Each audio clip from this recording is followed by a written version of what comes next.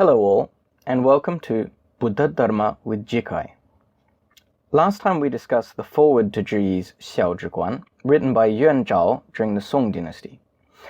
Today we will be taking a look at Zhiyi's own introduction to what he hopes to achieve in this work and how he intends to set about the practice. So let's begin. Now Zhiyi's introduction begins with the following quote. 诸恶莫作，众生奉行，自经其意，是主佛教. Not to enact all the evil acts, to respectfully do the multitude of good acts, to purify one's own mind or manas. These are the teachings of all the Buddhas. We can see that this verse is made up of three statements about which we are told one very important piece of information. That is, that they all represent the teachings of all the Buddhas. Now this verse is found again and again in the Buddhist canon. The Dharmapada, the Mahavastu, Udana Varga, Mahaparinirvana Sutra, and the Dajratulun all contain the passage, for example. It is used in a few different ways, but in our context here, we can quite quickly see that it directs us towards the three trainings, or the Trishiksha. Not to do any evil acts is to keep the discipline, that is, the moral precepts and injunctions. To do the multitude of good is to keep the practice of Buddhism, that is, specifically meditative training or samadhi. And to purify one's mind is to cultivate wisdom within it, thought of the Buddhas, that is, prajna. Now the three trainings encompass the entirety of the Buddhist edifice. Every doctrine, practice, and injunction can be collected within these three categories. And this is why the Tripitaka, or three baskets, that is to say the entire Buddhist canon, is collected into three categories as well. The Vinaya represents the discipline, or Shila.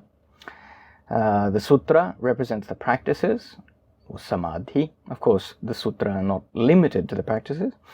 And the Abhidharma came to be thought of as representative of Buddhist wisdom, or prajna. Now, the Sacred Eightfold Path, which is rudimentary to every Buddhist denomination, is divisible via the three trainings as well. So we can see the three trainings here, Shila, Samadhi, and prajna. And I've rearranged the order, as you can see, of the Eightfold Path, but the correct speech, correct acts or conduct, and correct livelihood or occupation all constitute the discipline. Correct zeal or effort, correct remembrance or memory, or smriti, and correct meditative absorption all represent meditation or the practice, samadhi, and correct views and correct thought are naturally prajna. And finally, before we move on to our next passage, it's important that we cover, at least in a basic sense, some more important vocabulary. Now last week we heard the terms shamatha and vipassana a number of times, and we understood them to be two types of meditative practice, although we also confirmed that they cannot be properly delineated or separated into two distinct separate practices, but are more like two sides of the same coin. So in order to make sure that we're at least in possession of a simple grasp of these two terms, I'd like to cover what they both mean a little more specifically. Now, shamatha and vipassana are the two basic forms of meditation transmitted to the East, that is China, Japan, and Korea, from India. And to illustrate the meaning of shamatha, vipassana, and their relationship together, I have some quotes here from an Indian sutra, namely the Samdhi Nirmochana Sutra, or the Jie Shen Mi Jing. Okay, so the quote for the definition of shamatha goes as follows. 山南子，意是摄摩陀，所言尽时，未无分别印象. Good son, the single condition on which rests the state of shamatha is the lack of an image delineated. The quote for the definition of vipassana goes as follows. 意是辟泊舍那错缘尽时，未有分别影像. Good son, the single condition on which rests alambana, the state of vipassana, is the presence of an image delineated, that is, the presence of vikalpa. And finally, their relationship to each other. 二是据所缘境时谓是辩己所作成办. The two together are the conditions on which rests the state of the ultimate. Now, 辩己 literally means the ultimate, but I've put in brackets here wisdom with a question mark because the term ultimate wisdom, 辩己智, is sometimes abbreviated simply to 辩己. So the two together are the conditions on which rests the state of the ultimate or the ultimate wisdom and the complete accomplishment of that which is to be done. In other words, Shamatha meditation refers to meditative practice aimed at stilling discursive thought and developing concentration or focus. Vipassana meditation is the application of this focus or concentrative power to the analysis or clear observation of the truth with a capital T. It's important to remember that the former, that is shamatha, is necessary for the practice of the latter, that is vipassana. And this is because genuine insight into the truth cannot properly arise while the mind is mired in musings or obtrusive and uncontrolled thought. The latter, vipassana, is also necessary for the practice of the former, shamatha. And this is because the genuine insight attained therefrom is the only remedy for what we call conceptual proliferation or prapancha, or silun, that impedes one's quietude. They are, as we've pointed out a number of times now, a single practice.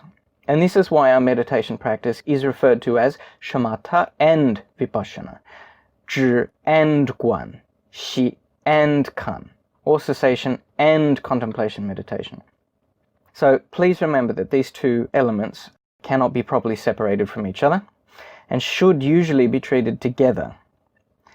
We may say then that the two elements are only distinguished in this way for the purpose of clarity and ease of understanding. But ultimately, we have to consider them as a singular praxis. And of course, this is precisely what this third quote here from the sutra is getting at.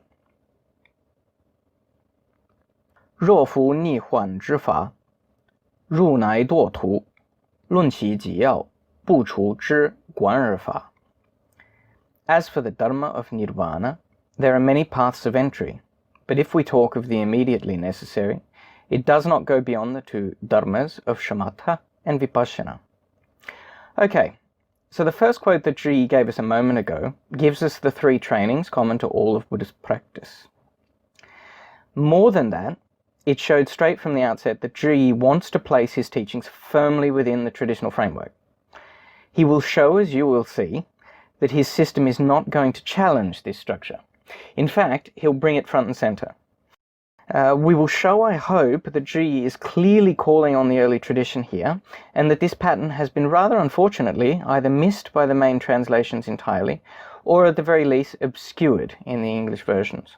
But let's not get ahead of ourselves just yet. So as I just said, Zhiyi does not intend to challenge the traditional models as such. In fact, in order to understand precisely what Zhiyi is doing here, we need to understand that Zhiyi uses this set of terms, that is, shamatha and vipassana, in a few different ways. So, as you might have guessed from our definitions of the two terms above, Zhiyi often uses the terms shamatha and vipassana in precisely the way you might expect. That is, to describe two types or two forms of meditative practice. Now that is Zhiyi's specific meaning in many cases when he uses these two terms. But he does have a broader usage of the two terms that we really need to understand if we are going to make any sense beyond the platitudinal of what he means when he says it does not go beyond the two dharmas of shamatha and vipassana. Now, Zhiyi often uses the words shamatha and vipassana in a broader sense, as being synonymous with those two wings of his thought system we talked about. That is, the two components of doctrine and practice. Now, these two wings are normally described in Chinese with the two words jiao and guan. Concretely, jiao means the doctrine, the study of the texts and the development of one's a grasp of the principles of Dharma. And Guan, on the other hand, in this context refers broadly to the practice of Buddha-Dharma. Now, we saw in Yuan Zhao's introduction last time, and in the quotes from Zhanran, how important both cultivation on the one hand and knowledge or wisdom on the other was for Zhiyi and the larger Tiantai system. And this theme literally permeates all of Zhiyi's material. Or if we're being pessimistic, at least is read into that material. So we now know that these two components of study and practice are sometimes referred to as Jiao and Guan, but that Zhiyi also uses the term Shamatha and vipassana as a catch-all for these two elements as well. Now, unfortunately, while this can be quite elegantly presented in the Chinese original, it has led to a great deal of confusion on the part of some earlier commentators and some modern translators. Why? Why is this confusing? So we have these two sets of terms, Jiao and Guan, or doctrine and practice, and Zhi and Guan, that is, Shamatha and vipassana. So where does the confusion arise from? When the two terms of Shamatha and vipassana are used to describe specifically two different aspects of meditation, there is no confusion.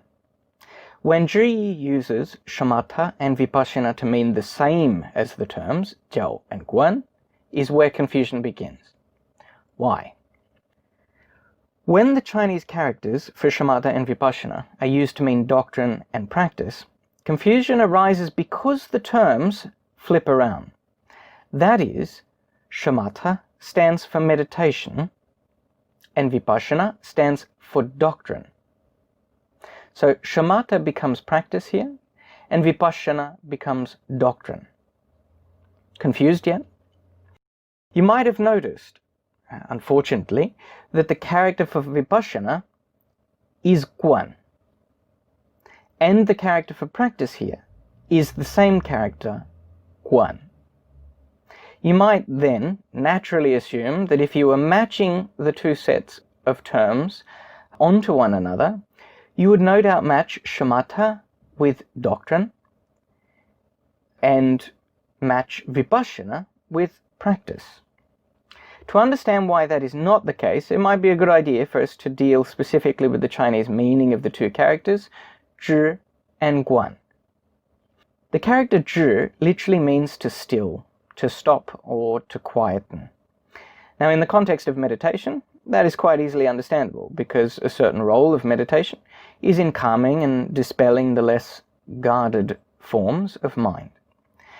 The character Guan means essentially to contemplate or to observe something. Now, again, in the context of meditation, it isn't too hard to understand that another role of meditative practice is to allow the mind to observe, unfettered by more conventional states of mind. Now we understand the basic semantic range of the two characters for Shamatha and vipassana. So why is the same character for vipassana used in the other set of terms to mean practice, per se? In the context of meditation, we saw that Guan means to observe or contemplate in a meditative sense. Now, in relation to doctrine, to contemplate or observe simply means to take what you've learned and observe, to test it out, to see if it bears out, to put it in play and see what happens. That's practice, isn't it? I hope that this has given you a little bit of a better grasp of what is meant by these sets of terms now. So before moving on, please remember, sometimes Shamatha and vipassana just means the two types of meditation. Sometimes it means doctrine and practice. And sometimes it means both sets of terms at the same time. If you're not mentally drained by the end of this, you probably weren't paying attention. Now that we've connected the two sets of terms and reminded ourselves that doctrine and practice are both crucial in the Tiantai system, you might be thinking, wait a minute, Jikai.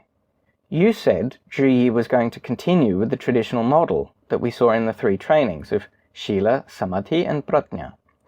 Now, I can understand how practice might mean Samadhi and how Prajna, or Prajna, might mean doctrine. So where on earth is Shila? Where have the precepts gone? This is another reason why some scholars and practitioners have discounted or ignored or just plain missed the three trainings framework in Zhiyi's work, including in this work. But I think you either already know or can probably assume that Zhiyi didn't become one of the most renowned masters in East Asian Buddhist history by making mistakes. Zhiyi does in fact account for Shila, or discipline. In fact, he, just like the earlier tradition, understood Shila to be a prerequisite for either of the two. Without Shila, you can forget meditation. Without Shila, forget wisdom. Now, you will see later on in this introduction that Zhiyi specifically and explicitly accounts for the discipline component, and that as far as I can tell, sadly, all of the current translations of this text seem not to have realized this. Actually, you'll see that translators of non-Tiantai texts, when faced with the term in question, also miss it. It seems that the reference is regularly missed, but I'll ask you to wait for that particular passage for a more in-depth treatment of this issue. At this stage, though, I'm not asking you to take my word for this pattern being present. If you look at the first chapter of this work, that is the chapter following this introduction, you'll find that the very first thing Zhiyi covers before any discussion of meditation proper is the upholding of discipline, of the precepts, of Shila. For now, let's move on. 所以然者，知乃复结之出门，棍是断惑之正要。Wherefore, Shamatha is the entryway for subduing the fetters, or samyojana. Vipassana is the proper necessity for the severing of the moha, klesha perhaps, and moha specifically is the delusions. So the word fetters, samyojana, literally means binding. In other words, they're those things which bind one to dukkha, to suffering, or bind one with samsara. Now the term is actually often used as a synonym for klesha, that is the defilements. The term klesha in its past participle form is klishta, meaning to be soiled or polluted. And you'll notice that I also put the word klesha as an alternative translation here. And this is because it can mean either klesha or moha, that is the Chinese character, depending on the context.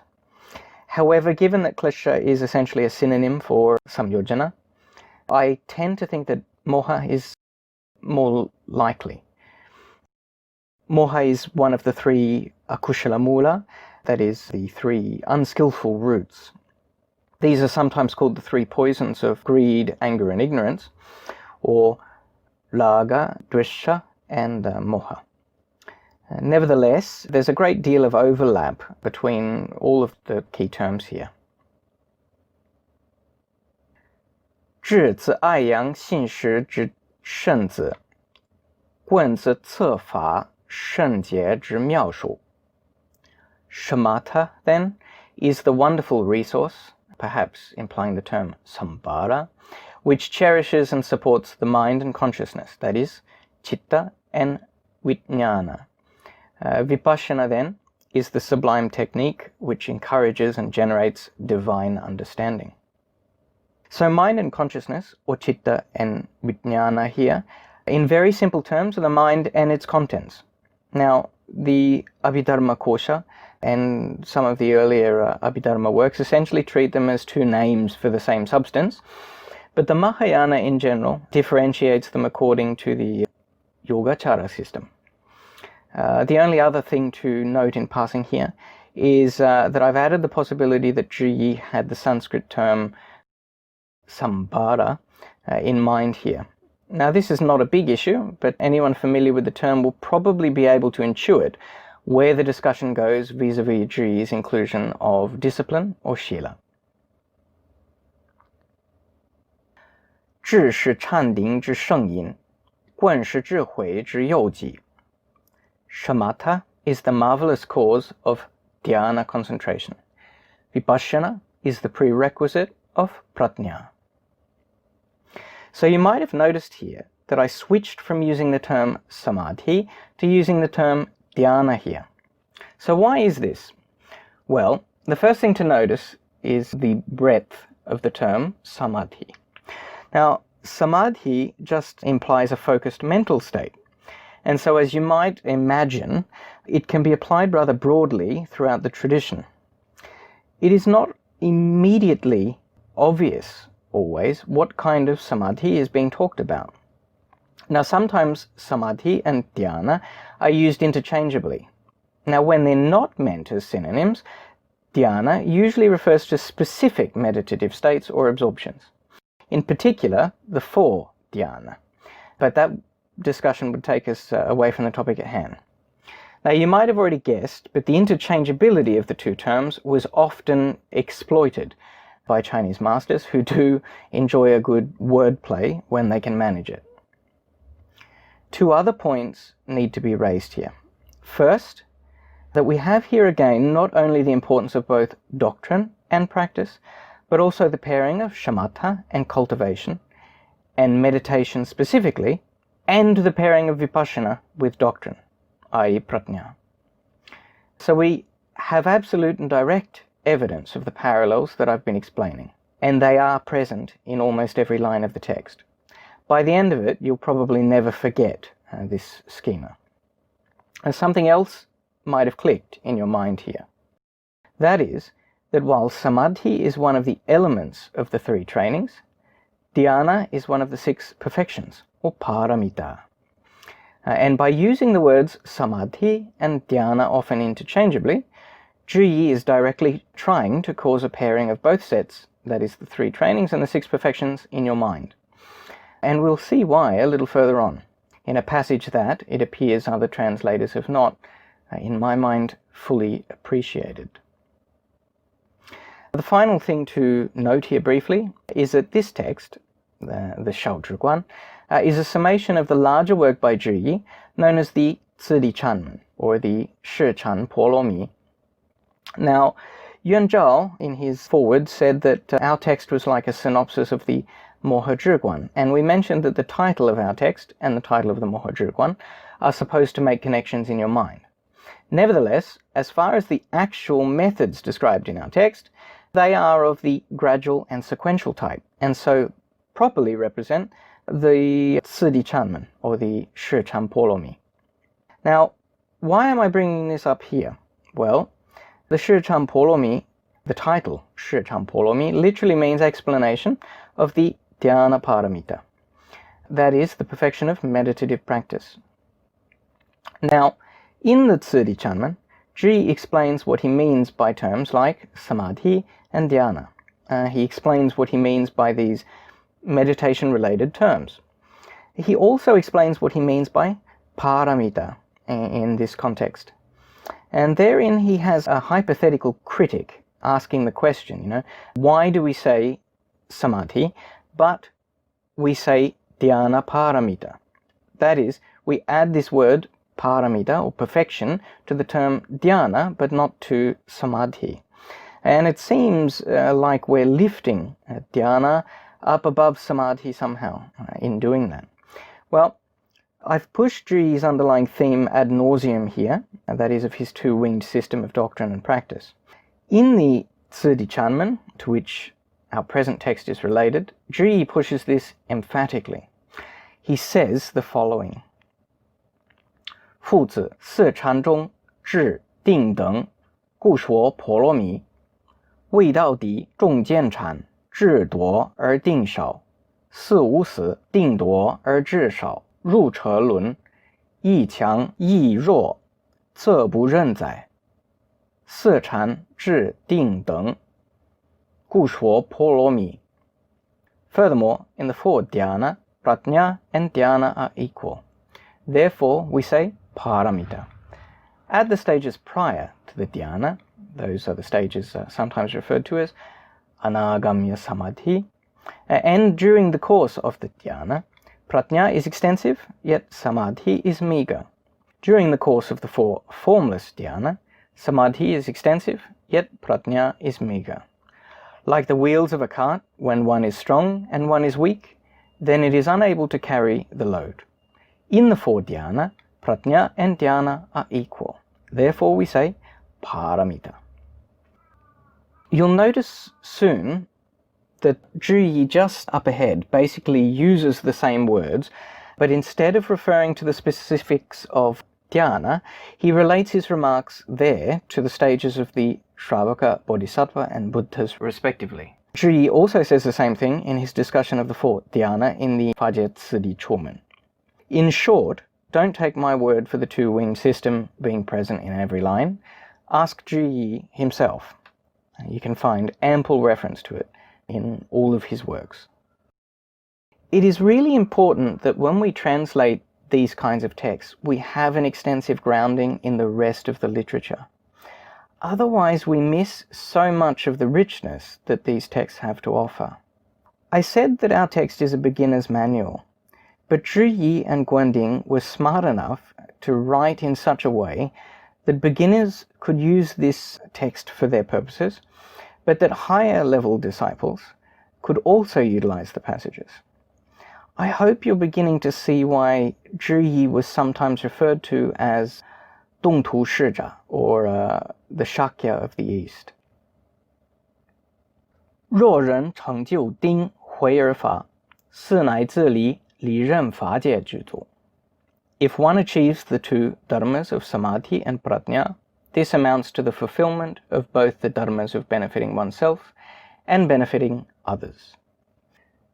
So what does this mean concretely, to benefit oneself and to benefit others? And how does that relate to shamatha and vipassana and our two-winged system of doctrine and study? What we have here is a reworking of the four vast vows. They're also known as the great bodhisattva vows. In Chinese, the 四弘誓言.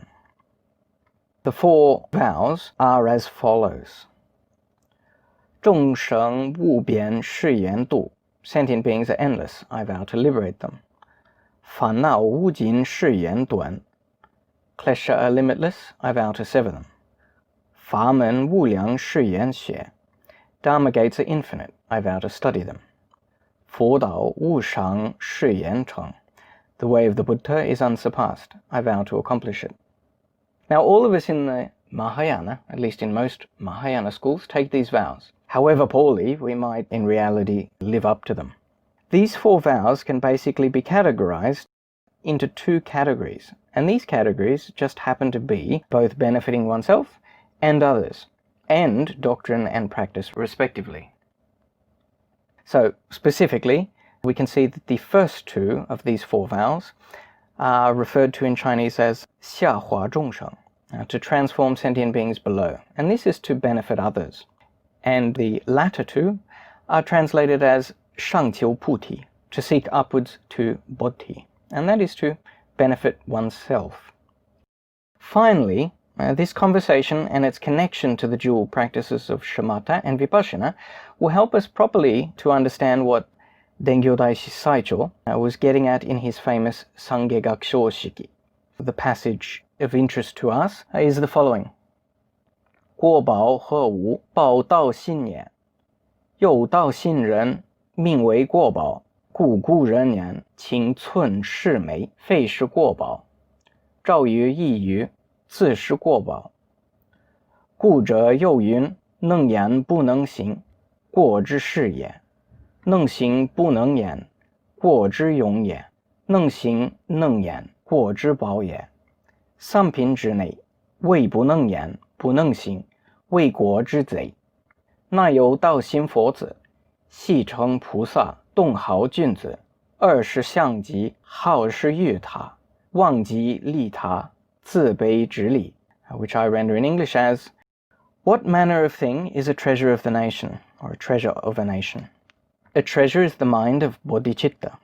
Individuals in possession of bodhicitta are called treasures of the nation. Therefore, the men of old say, a string of jewels is not the treasure of a nation. Illuminating a corner, that is, a treasure to the nation. The wise men of old also said, he who is able to speak but unable to act is a teacher of the nation. He who is able to act but unable to speak is a functionary to the nation. He who is able to act and able to speak is a treasure of the nation. Among these three, only he who is unable to speak and unable to act is a traitor to the nation. Furthermore, disciples of the Buddha in possession of bodhicitta are called bodhisattva in the West, that is India, and named noblemen in the East, that is China. They take upon themselves evil and offer the good to others. Forgetting themselves and benefiting others is the summit of compassion.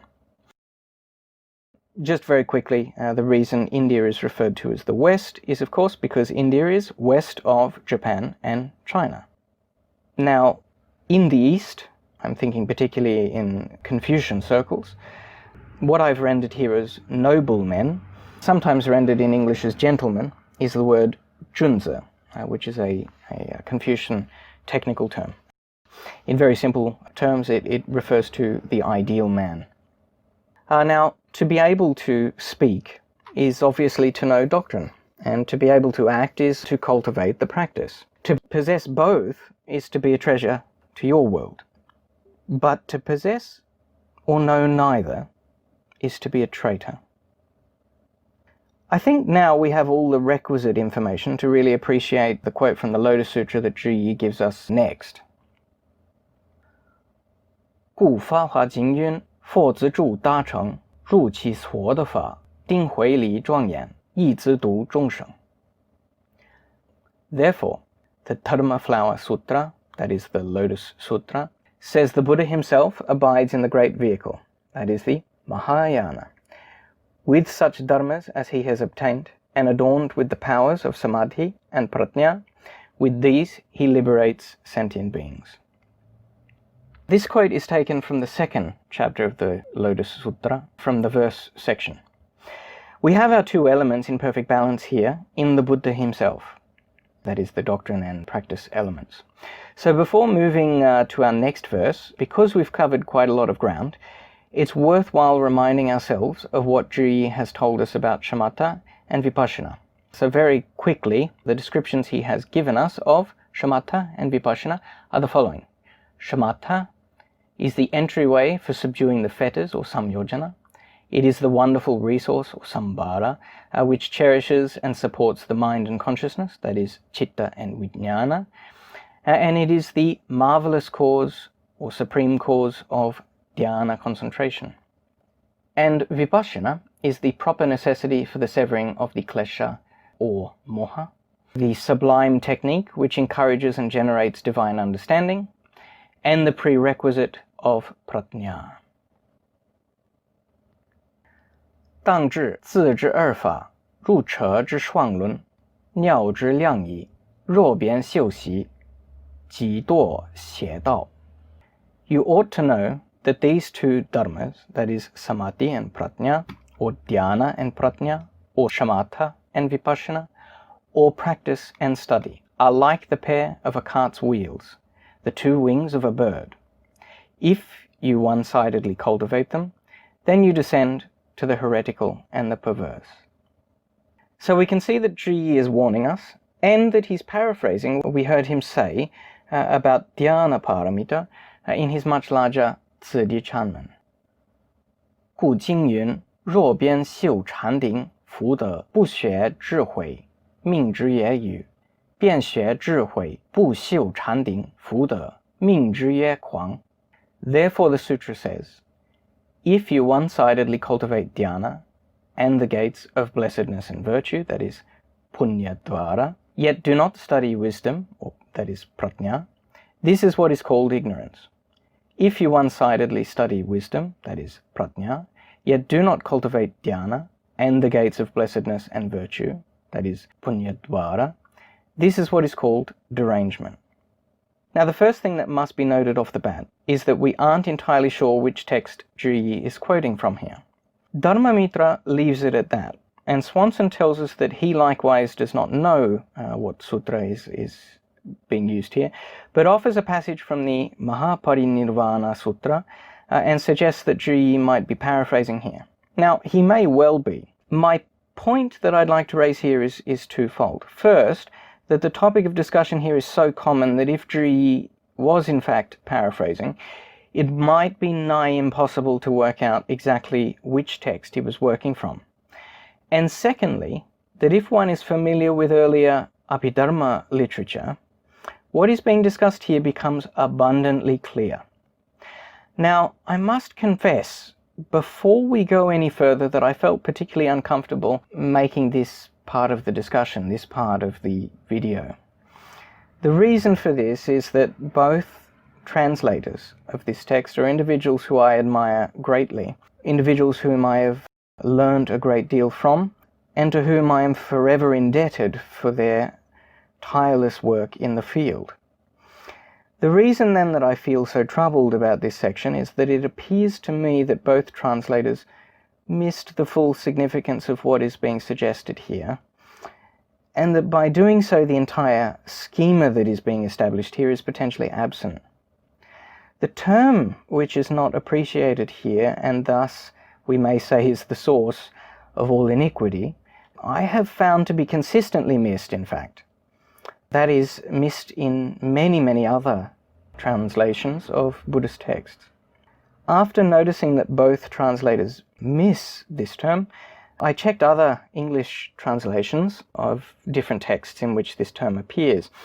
And as I say, it seems to me that the term in question has been routinely missed, and therefore, in many cases, the English passages tend to obscure rather than affirm what is properly being implied here.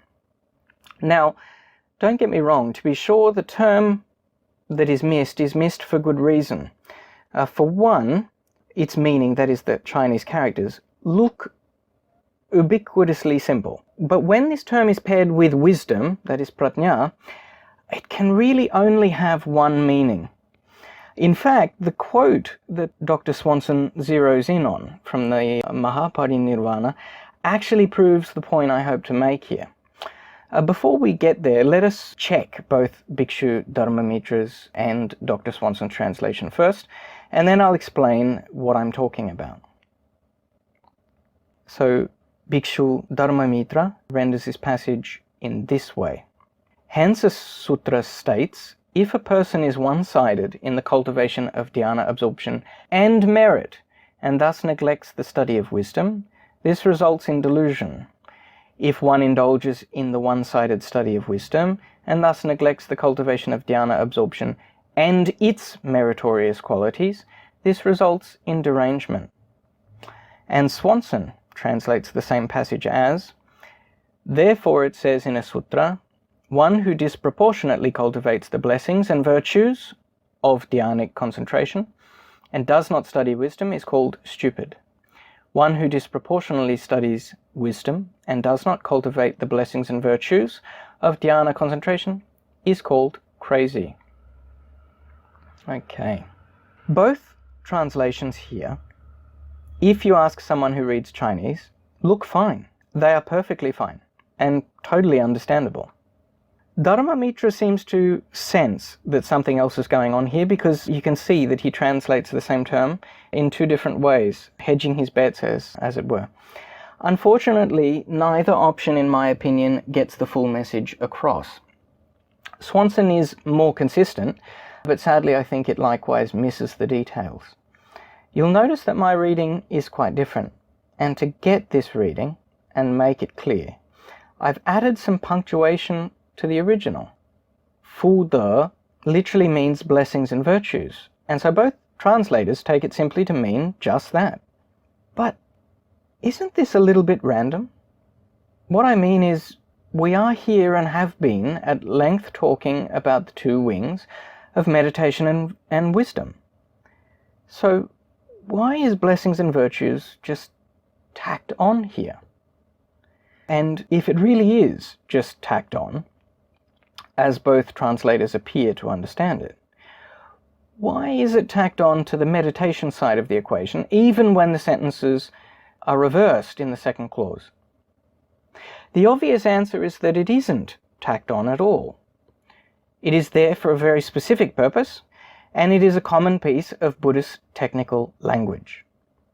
But because it looks like such simple vocabulary, it is routinely missed in translation after translation, not just of this text. Now the quote that Dr. Swanson footnotes from the Mahaparinirvana actually proves the point I am making. Let's take a look at his quote here, and I will translate it, however, consistent with my translation here. 佛言善男子，善哉善哉，若有人能为法自己，则为具足而众庄严。一者智慧，二者福德。若有菩萨具足入世而庄严者，则知佛行。The Buddha said, Good son, excellent, excellent.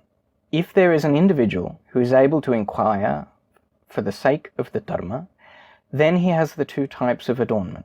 First, of wisdom or prajna, and second, of the blessings and virtues. If there is a bodhisattva who has accomplished these two adornments, then he knows Buddha nature, that is, Buddhattha or Tathagata Garbha. So now we know that there are these two adornments. Well, if we take a look in the best-known Chinese Buddhist dictionary, that is the one by Ding Fubao, we cannot seem to find an entry that appears to match onto this quote, that is, of these two adornments. But the first time I read this passage in the Chinese, it immediately reminded me of a similar Abhidharma schema known as the two gates. Now, if we take this blessings and virtues that keeps popping up, that is, Fude, and put the word gate on the end of it, which simply means method in Chinese Buddhist texts, and if we put this into said Buddhist dictionary, we get the following entry.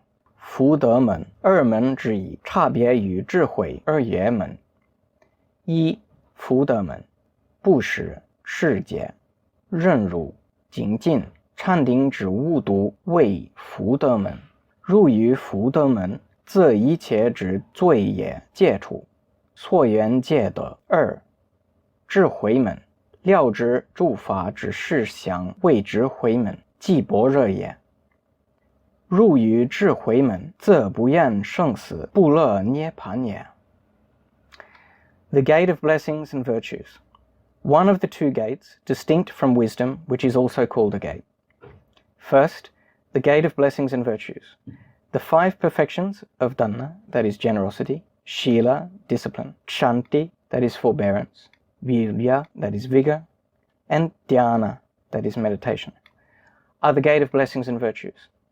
When you enter through the gate of blessings and virtues, then all of one's sinful karma is completely eliminated, and that which you seek is all obtained. Second, the gate of wisdom, that is prajna. To completely know the true characteristic of all the dharmas is the gate of wisdom. It is none other than prajna. Entering the gate of wisdom, then, is not to detest samsara and not to be enamored by nirvana. Okay, so therefore we know that Fudemen, that is the gates of blessedness and virtue, means the first four or five, depending on the text, of the six paramitas. That is, all of the six paramitas minus the last, prajna, and sometimes also minus dhyana. Okay, and we have the six paramitas in a table here. Now remember the vast bodhisattva vows that we talked about earlier? One of which was to study the various dharma gates, no matter how many there may be. Without this injunction, it might not be necessary for someone like myself, or someone like you, the viewer, to have knowledge of the earlier Abhidharmic minutiae. But Zhiyi and the tradition he founded require that we possess a vast well of canonical knowledge in order to understand what is at stake. Zhiyi understood these things. And it is in part because of this great mastery that he was able to present his teachings to this or that audience in this or that way. We must be practitioners of this sort if we genuinely hope to transmit the Dharma to our respective homelands. It isn't good enough for us to give Dharma talks on buzzwords, or, the ultimate fallacy of our time, to continually ask, how do we apply this to modern day-to-day life? Now, there's nothing wrong with this question in and of itself, but it is all too often a question used by those who enjoy having the title of teacher, and doing so without the need to study copiously, or learn all but dead languages. It is fallacious in the extreme, because if one had a genuinely firm grasp of dharmic principles, the particulars of this or that circumstance would be relatively easy to navigate. Alas, we live in a time that takes for granted that practical application is a virtue from the outset, and thus any appeal to such practical application is lapped up, while serious Dharma talks like this one barely get noticed. We as practitioners must be better than that. The Dharma lives only when we breathe life into it. No buzzwords, no application without equal theory. This may be a topic which I speak of in greater terms, speak of more fully at a more appropriate juncture. But my point here, I hope, is to show you that the term blessedness and virtue, or blessings and virtues, used in Zhiyi's passage here, is not simply some vague blessings and virtues or merits. It is precisely the other paramitas. So to have both dhyana and the earlier four paramitas, that is the blessings and virtues, but not to have pratnya, that is the last of the dhyana, is one-sided. To have dhyana paramita and the gates of blessing and virtues, that is the first four paramitas, but not to have wisdom or pratnya, is one-sided.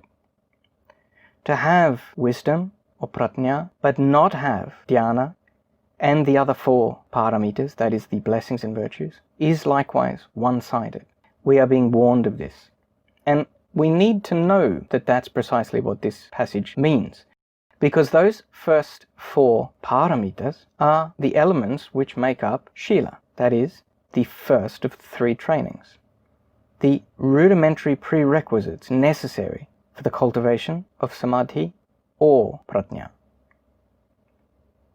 Before we move on, I'd like us to take a look at a few more sources for this division of the six perfections, or paramitas, into these two categories, one of wisdom and the other of blessings and virtues, so that you don't simply have to take my word for it. I mean, the dictionary entry from the Buddhist dictionary that I just cited could be ill-informed. So I'd like to show you, before we move on, why this reading of Zhiyi's passage is accurate. Now, the work par excellence of the Abhidharma tradition is the Mahavibhasha of the Sarvastivadins. Now, therein we find this comment which might concern us presently. 又于是说，菩萨复回，即增上古，降如太史，不颠倒想，不起因爱，论王杜绝，遂有复回，废及圣上，降如太史，虽无道相，亦其因爱故。 There are other masters who say, because the Bodhisattva's blessedness and wisdom are supremely dominant, that is, that he has completed all of the paramitas, at the time when he enters the womb, that is, when he is reborn, he is without topsy-turvy thought and does not give rise to lustful cravings. Even though the Chakravarti Raja, that is the wheel-turning kings, and now a wheel-turning king is the other of the two Mahapurusha, the two great men in traditional Indian thought. One is a Chakravarti Raja, or a great wheel-turning king, and the other is a Buddha. So even though the Chakravarti Raja and Pratyeka Buddha possess blessedness and wisdom, they are not supremely dominant, and so when they enter the womb, although there is no topsy-turvy thought, yet they give rise to lustful cravings. Okay. In other words, the Abhidharma tradition of the Sarvastivada held that both the blessedness and virtue on the one hand, that is the first four of the perfections, as well as wisdom, which here includes both pratnya and dhyana, that is the final two of the perfections, were prerequisites for higher spiritual progress. In fact, they went as far as saying that the Buddhas attained their great compassion, or Mahakaruna, as a direct result of perfecting these two gates of blessedness and wisdom. The famous Abhidharma Kosha Bhashya of Vasubandhu has this to say. 无上菩提甚难可得，非多愿行，无容得成。菩萨要经三劫，无数修大福德智慧资量六波罗蜜多，百千苦行，方证无上正等菩提。是故定因法常誓言。Unsurpassed bodhi is very difficult to obtain without many vows to practice. It would not be easy to accomplish. The bodhisattva must pass through 3 eons of uncountable cultivations of the requisite great blessedness and virtue, that is the punya-dvara, and wisdom, that is prajna. That is the 6 paramitas. After which he must endure 100,000 ascetic practices, and only then will he attain the unsurpassed complete bodhi. Therefore, he must put forth the vows for a long time. I've shown ample evidence now, I think, that the early tradition was familiar with the schema that Zhiyi is employing here. The 2 greatest texts of the Abhidharma corpus show that this was a widely understood model. Now, lest I be accused here of employing only Hinayana sources, which doesn't by itself prove that the system was common in Mahayana circles, I will now show that our highest authority in this tradition, that is, the Lotus Sutra itself, attests to this usage. In chapter 23, that is the chapter which Zhiyi himself was reading when he attained his awakening on Mount Dasu, we find the following passage. 二是诸菩萨、天人、阿修罗等，见其务比忧恼悲哀而作是言：自一切众生悉见菩萨，是我等时教化我者，而今少必甚不惧子。欲使一切众生悉见菩萨，于大众中立自是言：我设量比，必当得佛见色之身。若实不虚，令我量比浑复入骨，做事事宜自然浑复。又是菩萨福德智慧醇厚所之。At that time, all the bodhisattvas, devas, that is the gods, men, asuras, and so forth, seeing that he was without an arm, were troubled and sorrowful, and so said, This all beings see with joy bodhisattva, that is Priyadarshana, is our teacher, he who converted us, and now he has burnt his arm, and his body is incomplete. Thereupon, all beings see with joy bodhisattva, that is Priyadarshana, among the great assembly made this vow, saying, I have cast aside both arms. I will now certainly attain the Buddha's golden form. If this is true, not spurious, then may both arms return as before. Having made this vow, of themselves his arms returned. This occurred due to the bodhisattva's great purity in blessed virtue and wisdom. Finally, for good measure, chapter 25 of the Lotus Sutra also has this passage. 悟尽已，观世音菩萨 又如是等大为生理，多所绕矣。是故众生常应信念。若有女人摄于救难，厉害供养观世音菩萨，便生福德智慧之难。Akshayamati, Avalokiteshvara Bodhisattva possesses such great and mighty supernatural powers, and many are the benefits he bestows. Therefore, sentient beings should constantly bear him in mind. If there is a woman who desires and seeks for a son, who pays obeisance and makes offerings to Avalokiteshvara Bodhisattva, she will soon after bear a son of blessed virtue and wisdom, that is, a son who has perfected the 6 paramitas. I have shown that my reading of Zhiyi's remarks here is consistent with the Sarvastivada Abhidharmika position, and this position represents what was understood to be the most developed of the Hinayana systems in East Asia. And I have shown not only that the Mahayana in general, and the Lotus Sutra in particular, but also the very chapter on which Zhiyi is said to have been enlightened, all use this understanding of the term in question, that is, Fu De, blessings and virtues.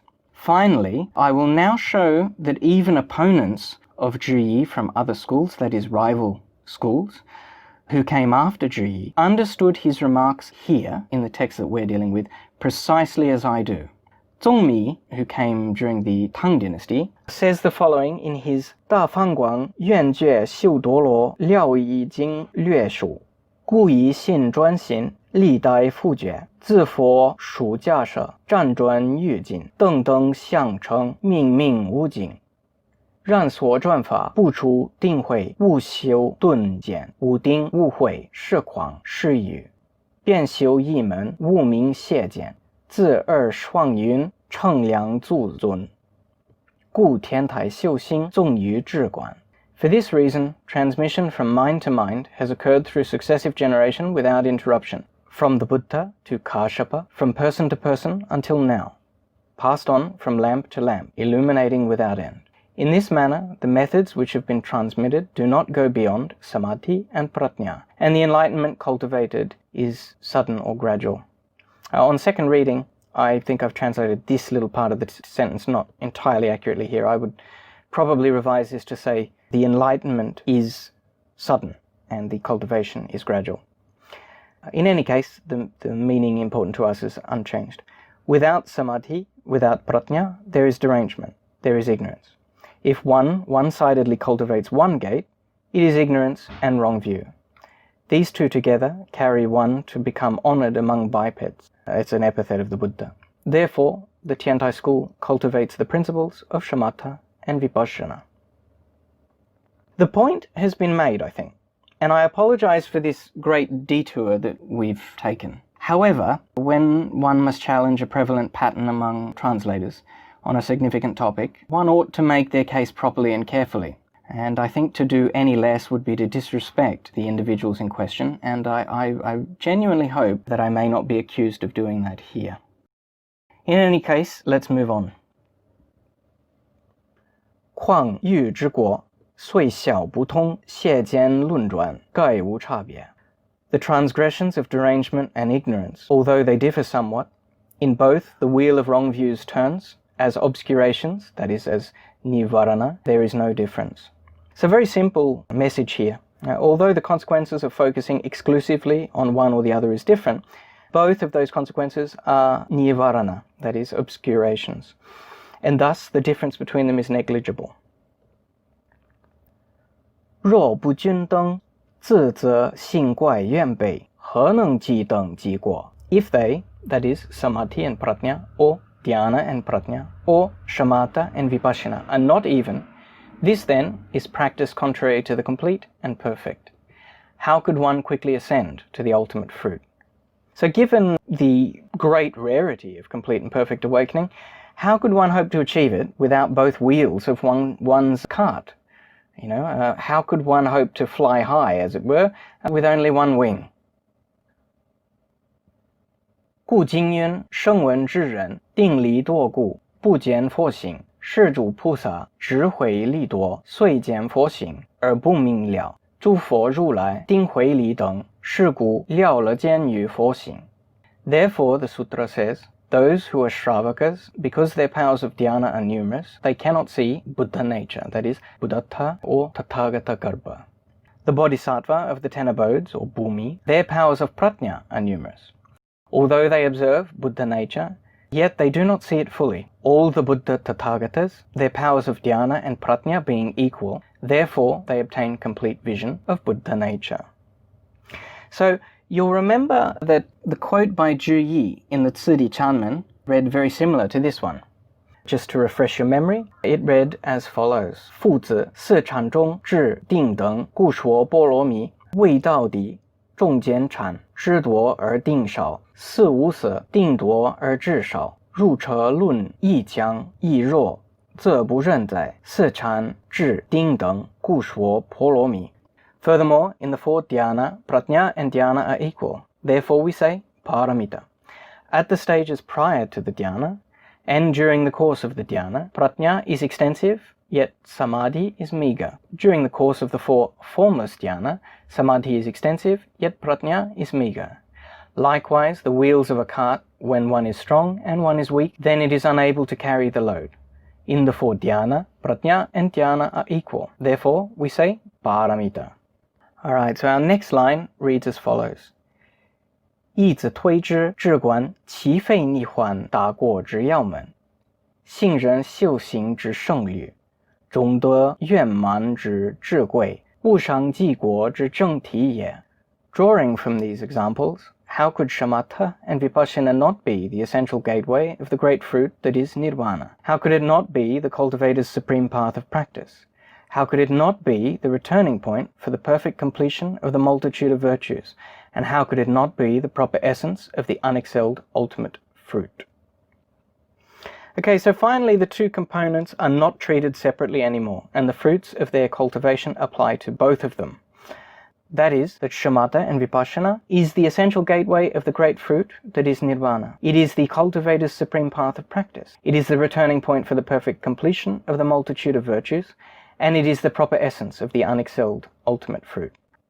若入世智者，智观法门是非浅，故于皆因是学之六倍，开孟明二经道，说以性难，岂可观论神妙。 If one knows thusly, the Dharma gate of Shamatha and Vipassana is true and not superficial, and so you desire to guide your contemporaries beginning study. Open the blind eyes of the ignorant, so that they advance in the practice. It is easy to expound it, but cultivating is difficult. How could you then pontificate widely on the profound and sublime? It may very much seem like we've delved into a great many topics and gone walkabout among the minutiae of Buddhist philosophy. But I'll take this opportunity to remind you that we have spoken of nothing more than meditation and its role in one of the two wings of our Tiantai system. We have not discussed any of the great and illustrious questions about the nature of being, of the Buddhas, of man, or his beginnings. We've simply talked about meditation. From where we stand, this may seem like a great deal, but to all the Buddhas of the 10 directions, I wonder. If you've felt like anything we've discussed here has been confusing or abstruse, I ask you to consider Zhiyi's words here. It is easy to expound it, but cultivating it is difficult. Here and now, you have engaged in one of the two wings of our system, the study. It is yours to go away and practice, or not. If all of this seems daunting, I remind you also of Zhiyi's words, and ask you to recall what occurs when one indulges in one wing and not the other. You choose. Even here, we can see the two wings of Zhiyi's system at work. Even here, when he is talking of simplicity, there is much more for those with eyes to see. And so we can set up the two wings of the system like this, based on this passage. So on the one hand, we have shamatha, is the practice, is cultivating. And on the other, we have vipassana, is the study, is to expound. 近略明示以意识初心心真，登正道之戒体，入六环之等级. I will now briefly explicate the 10 topics, by which is revealed the stages of the correct path, ascended by the practitioner with the beginner's mind, and the levels of entry into nirvana. Now, the only word that should be noted here or clarified is the term that I've referred to as beginner's mind. This is just simply the initial resolve to set out on the path of awakening, that is, the initial resolve to walk as the Buddhas do. And it is sometimes translated as the beginner's mind because it is the beginning stages of awakening bodhicitta. 训者但愧未行之难成，务必四闻之欠进也。若行称焉之，欲一瞬间，则志短难量，甚解莫测。 The seeker ought to feel shame at the difficulties in accomplishing the practice, and thus not disdain the shallow familiarity of this text. If one's mind assesses the purport of these words for even the space of a single blink of the eyes, then one's wisdom and eliminations will be difficult to measure, and one's supernatural comprehension will be unfathomable. We often seek the erudite and the lofty. Short beginners' texts like this strike many as simple, and that might be why it has been translated so many times. But many out there don't have any time for the simple. They want the esoteric, the hidden, the secret. But have I not showed you that which is lofty, erudite, hidden, esoteric, here in this simple text? Surely, based on the criteria that we usually have for those words, most of the deeper meaning in these passages was probably not known to you, in particular when translations don't make it clear. Isn't that hidden? Erudite? Dare I say, esoteric? What would you do with those things you seek? Is this not enough? The path can twist and turn, and for those like myself, it can take many years to realize very simple things. Do not disdain the simple. That's the message here. For simple for the Buddhas is great indeed to you and I. Now, the only technical vocabulary that we need to be aware of is this. That is the term 智断, or wisdom and eliminations. It essentially means the combination of two elements, the wisdom that allows one to see the truth, and the severing of the afflictions that bind one. And to give you a source for this term, the 妄生论著 has the following. 论之自以物不得，欲端自系其物语，智端具足，能离世间. To speak of wisdom is for there to be no meanings which you do not understand. To talk of elimination is for there to be no habitual tendencies remaining. The completion of wisdom and eliminations is able to benefit the world. 若虚构问言，请怪所说空言碎也，取证无有，是等聘人属他财宝，欲及何意者哉? If one instead fabricates passages, or speaks with perverse intentions, one stretches out the years and months in vain, as there will be no basis for gaining realization. Such things are like a poor man counting the wealth and treasure of another. How could there be benefit for oneself in this? We have seen what is involved in all of this. The dizzying array of categories and techniques can lead us to undertake only a few courses of action. We can choose to ignore the doctrines and stick to a simple practice, maybe. Or we can ignore the practice and spend our days in study. Either of these options takes us away from liberation, and doing either will not make the realities before us go away. Or maybe we can take up a position in a sangha somewhere, learn just enough to be ahead of our students, and when questions are asked of us, we can fabricate meanings, take passages out of context, or as seems so popular these days, use Buddhism as a facade that justifies beliefs we already hold. But this would be like a poor man counting the riches of someone else. There is no liberation here. 聚源第一，合欲第二，乞丐第三，跳河第四，放扁第五，圣秀第六，圣法第七，觉摩第八，治病第九，正果第十. Okay, so these are the 10 chapters or topics that will be used to discuss Shamatha and vipassana. So first we have to complete the conditions. Second, renounce the cravings. Third, abandon the obscurations. Fourth, regulate the necessities. Fifth, the facilitatory methods. Sixth, the proper cultivation. Seventh, giving rise to the good roots. Eighth, recognizing the maras. Ninth, treating the illnesses. And 10th, realizing the fruits. So these are the chapters that Zhiyi will lead us through. Now the first 5 chapters are known as the 25 supporting methods. And that is because they are those things which need to be in place, first, for serious meditative practice to take place. We may not live up to the letter of all of them each time we sit, but we ought to, and it would be wise for us at the very least to aim for it, no matter how far we fall short. Chapter 6 contains the meditation proper, and so is the meat of the practice, if you will. Chapters 7, 8, and 9 give us some idea of the types of things which might arise during practice. That is, those things we need to be aware of during practice. And Chapter 10 outlines the results or rewards of said practice. And finally, Zhiyi offers us some much-needed encouragement.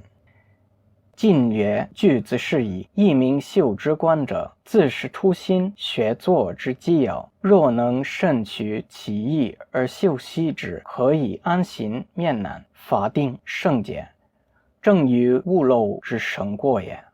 Now I will summarily set up these 10 topics, with which I elucidate the cultivation of shamatha and vipassana. These are the immediate necessities for the beginning mind in study and sitting. If one is capable of well extracting its meaning and cultivating it, one will be able to be at ease in mind and remove difficulties, arouse mental stability, that is dhyana, and give rise to understanding, that is prajna, and realize the holy fruit of non-outflows. And that is, again, in this final case as well, the two wings of doctrine and practice, of shamatha and vipassana. And specifically we can say that on the one hand we have shamatha is sitting, is cultivating it, results in ease of mind, is mental stability or dhyana. And on the other hand, vipassana is the study, is extracting its meaning, results in removing difficulties, and is ultimate understanding, that is prajna. And this is Zhiyi's introduction to his work. So we have taken our first steps towards not only putting his meditative regime into practice, but also discussed some of the doctrinal underpinnings essential to the system. It has been a lengthy lecture, and I have no doubt that many have long since stopped watching. But if you are still here, I encourage you not to be discouraged by the thick foliage of the Tiantai school. Its riches are many. They are hard won, to be sure, like anything of value, but they can never be taken from you once you've won them. By the same token, my explaining them to you here cannot give them to you. If you seek them, you too will have to cultivate and study. Thank you all. I hope you've enjoyed at least some of this discussion. And if I've made anything unclear, clearer, then I will be happy with that alone. Please let me know if you have any feedback, and I'll talk to you next time. Thank you very much.